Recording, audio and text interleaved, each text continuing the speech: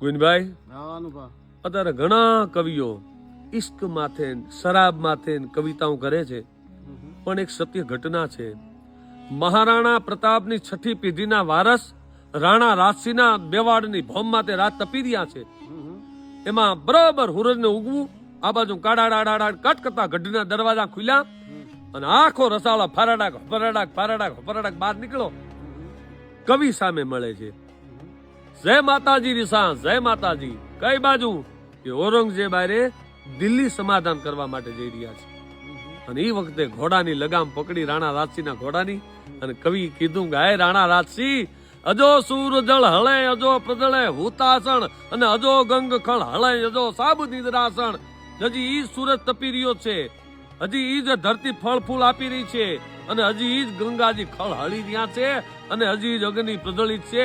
એ રાણા રાજસિંહ, મહારાણા પ્રતાપના રઘુમાં જે લોહી હતું ઈ તારી રઘુમાં લોહી ધગારા મારી રહ્યું છે, અને તું સમાધાન કરવા માટે જાસ. રાણા રાજસિંહ, દિલ્હી આરે સમાધાન ન હોય, ઔરંગઝેબ આરે સમાધાન ન હોય.